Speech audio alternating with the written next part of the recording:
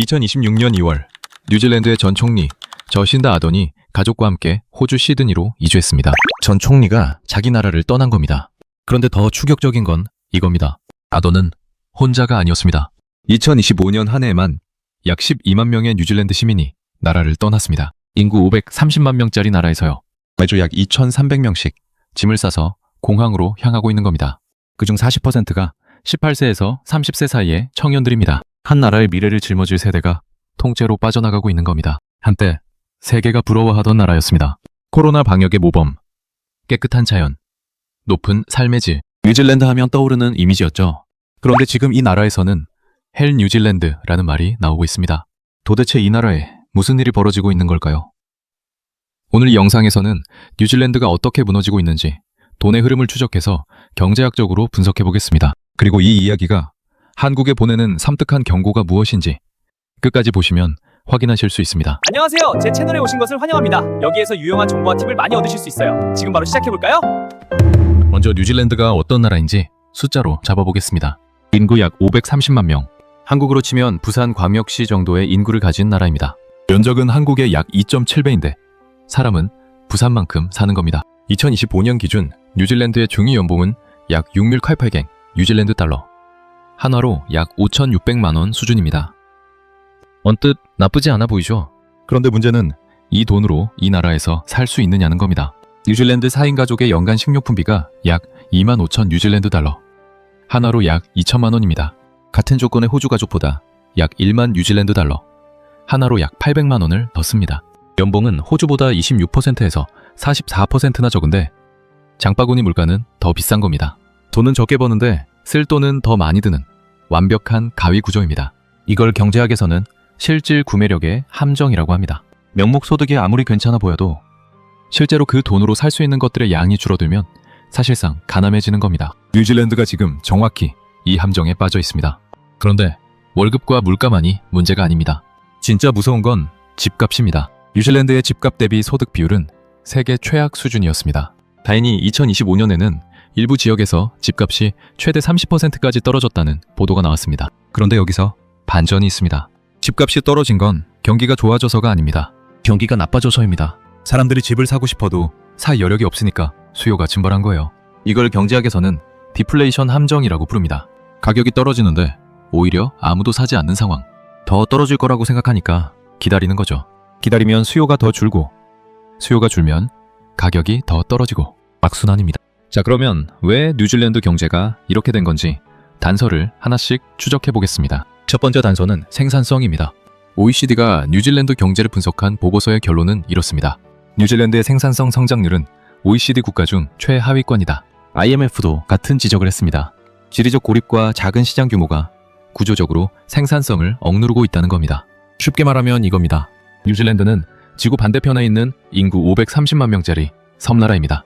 물건을 수출하려면 운송비가 어마어마하고 국내 시장은 너무 작아서 규모의 경제가 안 됩니다. 이걸 경제학에서는 지리적 할인이라고 볼 수 있습니다. 같은 상품, 같은 기술, 같은 노력을 투입해도 지리적으로 고립되어 있다는 이유만으로 수익률이 깎이는 거죠. 마치 같은 커피를 팔아도 역세권이 아니라 산 꼭대기에서 팔면 장사가 안 되는 것과 같습니다. 결국 뉴질랜드 경제는 관광과 농축산업, 특히 낙농업에 크게 의존하는 구조가 됐습니다. 첨단 기술이나 고부가가치 산업의 비중이 낮습니다. GDP의 상당 부분을 양과 소와 관광객이 책임지고 있는 겁니다. 두 번째 단서, 재정 적자입니다. 뉴질랜드 정부의 재정 상황은 지금 심각합니다. 2025년 회계연도 재정 적자가 약 169억 뉴질랜드 달러, 한화로 약 13조 5천억 원입니다. 더 충격적인 건 이겁니다. 블룸버그 보도에 따르면 뉴질랜드의 재정은 2029년까지 최소 10년 연속 적자가 예상됩니다. 승부채는 GDP의 46.1%인 2,540억 뉴질랜드 달러까지 불어날 전망이고요. 왜 이렇게 된 걸까? 지출은 늘었는데 수입이 안 따라갔기 때문입니다. 뉴질랜드 재무부 보고서에 따르면 지난 6년간 정부 지출 증가 속도가 세수 증가 속도를 지속적으로 앞질렀습니다. 현 정부가 이걸 해결하겠다고 선택한 방법은 긴축입니다. 공공부문 인력을 약 1만 명 감축했습니다. 로이터 보도에 따르면 이 대규모 공공부문 감원이 수도 웰링턴의 경제를 직격했습니다. 생각해보세요. 웰링턴은 뉴질랜드의 수도이자 공무원의 도시입니다. 공무원 2만 명이 잘리면 그 사람들이 쓰던 점심값, 커피값, 쇼핑비가 사라집니다. 그 돈으로 먹고 살던 식당, 카페, 가게가 연쇄적으로 타격을 받는 거죠. 어디서 많이 들어본 구조 아닌가요? 맞습니다. 샌프란시스코와 똑같은 둠 루프, 파멸의 고리입니다. 세 번째 단서, 인프라 붕괴입니다. 2026년 2월에 발표된 뉴질랜드 첫 국가 인프라 계획 보고서의 내용이 충격적이었습니다. 뉴질랜드의 인프라 적자가 약 1조 뉴질랜드 달러, 하나로 약 800조 원에 달한다는 겁니다. 병원은 누수되고 학교는 낡아 무너지고 도로는 정비가 안 돼서 곳곳이 위험합니다. GDP의 5.8%, 연간 200억 뉴질랜드 달러 이상을 인프라에 쏟고 있는데도 이 모양인 겁니다. 뉴질랜드 이니셔티브의 분석에 따르면 문제는 돈의 양이 아니라 효율입니다. 돈은 선진국 중에서도 많이 쓰고 있는데 그 돈이 제대로 된 결과물로 이어지지 않고 있다는 겁니다. 같은 돈으로 다른 나라는 고속도로를 깔고 있는데 뉴질랜드는 이미 깔린 도로에 구멍을 메우는데 급급한 상황입니다. 네 번째 단서, 의료 시스템의 붕괴입니다. 뉴질랜드 보건부 데이터에 따르면 전문의 첫 진료까지의 대기자가 폭증했습니다. 4개월 이상 기다리는 환자 수가 6,400% 증가했다는 보도가 나왔습니다. 최소 400%요? 오타가 아닙니다. 응급실도 마찬가지입니다. 주요 병원들이 정부의 응급실 대기시간 목표치를 달성하지 못하고 있다는 내부 데이터가 유출됐습니다. 국민 설문에서는 끔찍한 대기시간이라는 표현이 나왔습니다. 자, 이 네 가지 단서를 종합해보면 하나의 그림이 그려집니다. 생산성은 바닥이고 재정은 적자이고 인프라는 무너지고 의료는 붕괴 중입니다. 그러면 국민들은 어떻게 하겠습니까? 떠납니다. 다시 처음의 숫자로 돌아가 보겠습니다. 2025년 한 해 동안 약 12만 명의 뉴질랜드 시민이 출국했습니다. 뉴질랜드 시민만 놓고 본 순유출, 그러니까 나간 사람에서 돌아온 사람을 뺀 수치가 약 47,900명입니다. 역대 최고 기록입니다. 이 사람들이 어디로 가느냐? 대부분 호주입니다. 호주로의 순유출만 3만 명에 달합니다. 13년 만에 최고치입니다. 자, 여기서 뉴질랜드의 돈이 어떻게 흐르는지 한 사람의 사례로 추적해 보겠습니다. 뉴질랜드에서 연봉 7만 뉴질랜드 달러를 받는 간호사가 있다고 해볼게요. 하나로 약 5,600만 원입니다. 이 사람의 돈이 어디로 가는지 따라가 봅시다. 세금과 사회보험료로 약 30%가 빠집니다. 남는 건 약 4만 9천 뉴질랜드 달러, 하나로 약 3,900만 원. 여기서 오클랜드 평균 주거비 주간 6패깅 뉴질랜드 달러, 연간 약 3만 1,700 뉴질랜드 달러가 나갑니다. 하나로 약 2,540만 원. 남는 건 약 1만 7,300 뉴질랜드 달러, 하나로 약 1,380만 원. 이 돈으로 1년 동안 먹고 입고 교통비 내고 통신비 내고 가끔 커피 한 잔을 마셔야 합니다. 한 달에 약 115만 원. 그런데 같은 간호사가 시드니로 가면요, 호주 간호사 평균 연봉은 뉴질랜드보다 30%에서 40% 높습니다. 세후 실수령도 높고 식료품비는 뉴질랜드보다 오히려 낮습니다. 결국 뉴질랜드에서 7만 달러 벌어서 월 115만 원 남기며 사는 것과 호주에서 9만 달러 이상 벌어서 월 250만 원 이상 남기며 사는 것. 여러분이라면 어떤 선택을 하시겠습니까? 이게 바로 경제학에서 말하는 발로 하는 투표입니다. 선거로 정부를 바꾸는 대신 발로 걸어서 다른 나라로 떠나는 겁니다. 투표용지가 아니라 여권이 불만의 표현 수단이 되는 거죠. 그리고 이 발로 하는 투표의 상징이 바로 저 신다 아던입니다. 뉴질랜드의 전 총리가 시드니에서 집을 구하는 모습이 포착됐을 때 전 세계 언론이 이걸 보도한 이유가 있습니다. BBC는 아던의 이주는 더 넓은 뉴질랜드의 불안을 상징한다고 썼습니다. 한 나라를 이끌었던 사람마저 떠났다는 건 단순한 개인의 선택이 아니라 시스템에 대한 불신의 시그널이거든요. 여기서 호주와 비교를 해보겠습니다. 뉴질랜드와 호주는 지리적으로 가깝고 문화도 비슷합니다. 영어를 쓰고 의회제 민주주의 국가이고 역사적 배경도 유사합니다. 그런데 경제적 격차는 점점 벌어지고 있습니다. 호주의 1인당 GDP는 뉴질랜드보다 약 32% 높습니다. 뉴질랜드 달러 기준으로 호주인은 4만 8천 달러, 뉴질랜드인은 3만 6,400달러 수준이라는 분석이 있습니다. 같은 영어권 이웃 나라인데 호주인이 3분의 1 더 부유한 겁니다. 왜 이런 차이가 났을까? 핵심은 자원입니다. 호주는 철광석, 석탄, 천연가스 같은 광물 자원이 엄청납니다. 이 자원 수출이 호주 경제에 견고한 바닥을 만들어줍니다. 반면 뉴질랜드의 주력 수출품은 유제품, 양고기, 와인, 그리고 관광입니다.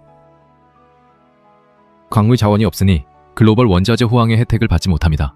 이걸 경제학에서는 자원의 저주를 뒤집은 자원 없는 저주라고 표현할 수 있겠습니다. 그러면 다른 업종과의 비교도 해보겠습니다. 상식적으로 생각하면 세계에서 가장 깨끗한 자연 환경을 가진 나라의 관광 산업은 대박이어야 하잖아요. 실제로 뉴질랜드의 자연은 압도적입니다. 반지의 제왕 촬영지로 유명하죠. 그런데 관광 수입으로 먹고 살기에는 치명적인 약점이 있습니다. 너무 멀다는 겁니다. 한국에서 뉴질랜드 가려면 비행기를 12시간 이상 타야 합니다. 유럽에서는 24시간 이상이고요. 반면 비슷한 자연경관을 가진 아이슬란드는 유럽과 북미 사이에 있어서 접근성이 훨씬 좋습니다. 인구 38만 명짜리 아이슬란드에 관광산업이 폭발적으로 성장한 반면 뉴질랜드는 지리적 거리라는 벽을 넘지 못하고 있습니다.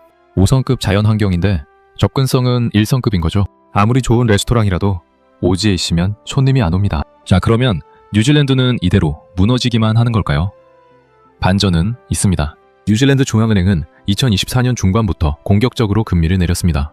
기준금리를 3.25%포인트나 인하했습니다. 목표는 경기 부양이죠. 효과는 서서히 나타나고 있습니다. 2025년은 생애 첫 주택 구매자에게 가장 좋은 해였다는 분석이 나왔습니다. 집값이 떨어지고 금리도 내려가면서 진입장벽이 낮아진 겁니다. 임대료도 30년 만에 최대폭으로 하락했습니다. 뉴질랜드 중앙은행의 전망에 따르면 2026년 경제 성장률은 호주를 앞지를 수 있습니다. 뉴질랜드가 약 2.4에서 3.1%, 호주가 1.6% 수준으로 예측되고 있거든요. 바닥을 찍고 반등하는 국면이 올 수 있다는 얘기입니다. 정부도 움직이고 있습니다. 외국인 투자를 끌어오기 위해 골든비자 제도를 개편했습니다. M1 능력 요건을 폐지하고 투자 조건을 완화해서 글로벌 자본을 유치하겠다는 전략입니다. 그리고 오클랜드에서는 약 50억 뉴질랜드 달러 규모의 시티 레일링크 프로젝트가 완공을 앞두고 있습니다. 이런 대규모 인프라 투자가 고용과 소비를 자극할 수 있습니다. 하지만 냉정하게 봐야 합니다. 구조적 문제는 여전합니다. 생산성은 바닥이고 고부가가치 산업은 부족하고 인재는 계속 빠져나가고 있습니다. 금리 인하는 진통제일 뿐 근본적인 수술은 아닙니다. 이걸 경제학에서는 네덜란드 병의 변형이라고 볼 수 있습니다. 원래 네덜란드 병은 자원 수출에 지나치게 의존해서 제조업이 쇠퇴하는 현상인데요. 뉴질랜드는 자원 대신 쾌적한 환경과 관광에 의존해서 첨단 산업을 키우지 못한 일종의 소프트 네덜란드 병에 걸린 겁니다. 뉴질랜드가 한국에 주는 교훈은 명확합니다. 첫째, 살기 좋은 나라와 돈 버는 나라는 다르다는 것.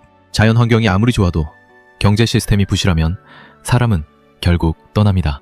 삶의 질이라는 건 깨끗한 공기만으로 완성되지 않습니다. 일자리와 소득이 뒷받침되어야 합니다. 둘째, 인재 유출은 일단 시작되면 가속된다는 것.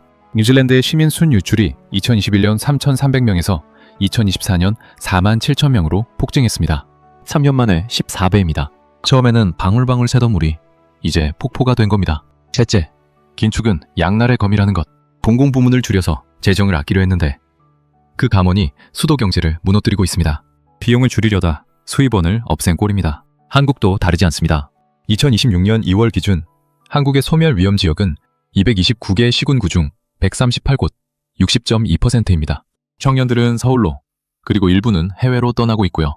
뉴질랜드처럼 한 나라 전체가 등 루프에 빠질 수도 있고 한국처럼 수도권과 비수도권이 다른 속도로 빠질 수도 있습니다. 형태는 다르지만 본질은 같습니다. 사람이 떠나면 세수가 줄고 세수가 줄면 서비스가 나빠지고 서비스가 나빠지면 더 많은 사람이 떠나는 파멸의 고리. 앞으로 뉴질랜드가 이 고리를 끊을 수 있을지 아니면 호주의 위성국가로 전락할지는 아직 모릅니다. 분명한 건 이 나라가 지금 생존 실험 중이라는 겁니다. 선진국도 무너질 수 있다는 걸 전 세계에 보여주고 있는 거죠. 여러분은 어떻게 생각하시나요? 뉴질랜드는 다시 일어설 수 있을까요? 그리고 만약 한국의 청년들이 대규모로 해외 이주를 시작한다면 한국 경제는 어떻게 될까요? 댓글로 의견 남겨주세요.